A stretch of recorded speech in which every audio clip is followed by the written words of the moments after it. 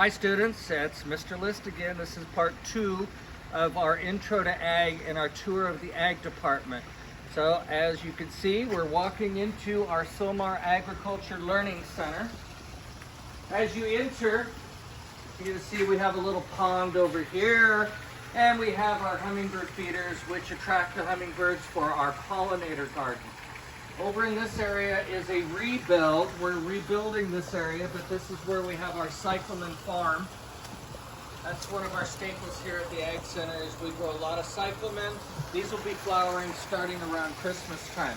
So as you head this way, you pass my room. It's kind of a mess, but maybe I'll clean it up for next week when we take a look. Entering the Ag area, the first thing, or one of the first things you're going to see is we harvest rain. What does harvest rain mean? How do we save water? Why do we save water? Each one of these containers, and we have 2 of them, hold 1,000 gallons of water. When it rains, they fill up. We use this to water our plants. One of our projects we're coming up with, we're going to be planting these as a special area just for gardenias. Remember that, gardenias. That's going to be part of our plant identification. Easing into our area and going to one of our specialties is our compost unit. So we have 6 10 by 10 squares that we use for composting. We bring in rotten vegetables and scraps of food, people bring it in, and we develop our own compost, which we mix into our soils to create a living soil.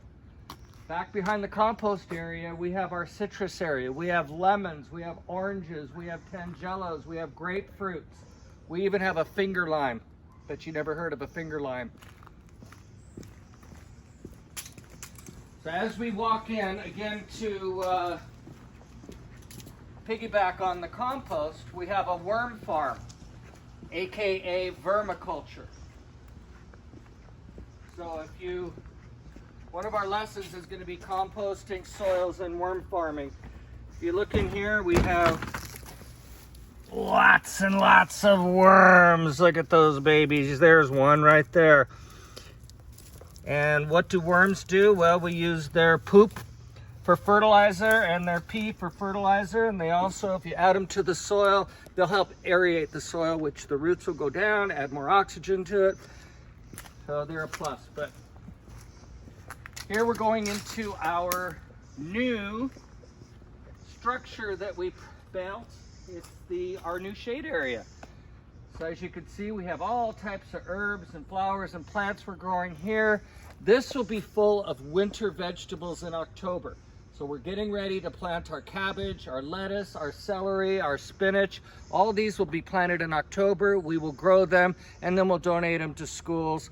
But more important, we'll be using them as a learning lesson for you. So we're going to take a little detour.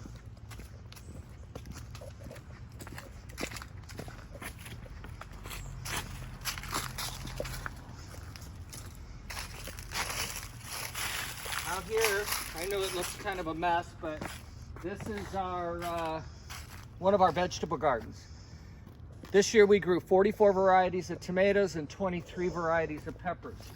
You can see in here our jalapenos. And I believe over here we have some ghost peppers and we have the scorpion pepper. The scorpion pepper is the second hottest pepper in the world. The first is the Carolina Reaper. I did not plant it. This is a scorpion pepper, and no, I'm not going to eat it. This little guy, whoo, I have to drink a lot of milk to subdue that. Here's a few of our tomatoes that are left. This is called the blush tomato. Again, we had 44 varieties of tomatoes this year. As we walk over here, I'm going to introduce you to our antioxidant garden. What is an antioxidant? That's going to be a question on our next discussion. We have pomegranates, persimmons, and here's something a lot of people don't know about. These are jujubes, and we call this our antioxidant farm. We also have a mulberry. So this is our golf course. This is our putting green, our golf course. I really like lawns. I think all gardens need a lawn. They're just comfortable, pleasant. We have gatherings here. We have picnics here. We play a little frisbee out here once in a while. And I'm going to teach you about lawn care and different types of grasses. As we move over here, this is part of our nursery. Mostly fruit trees here. We grow them and we donate them. We donate them to schools. We donate them to community gardens. And perhaps if you would like a fruit tree, all you have to do is ask. Over here is our specimen trees. These are mostly stone fruits. A stone fruit is like a peach, a plum, a cherry. They're the fruits with little pits in them, and they lose their leaves in the winter time.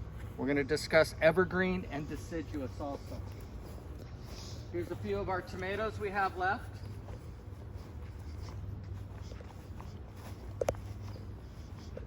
And as we wrap around,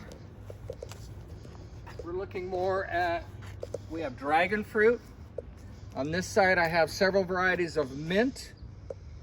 And then following me in here is our poultry unit. I'm getting scientific. Actually, it's our chicken cages. How does that sound? So we have probably 30 chickens out here. So we utilize the eggs, but we also utilize the chicken manure, the chicken droppings, and we add that into our compost. So several chickens, we probably get a dozen every single day. And we give them away. So if you want some eggs, you can ask. After that, that's pretty much it for now. That's a lot of information I gave you. You now have had the second tour of our Sylmar Agriculture Learning Center. So we'll talk about this all next week. Hopefully you enjoyed the video. Peace out.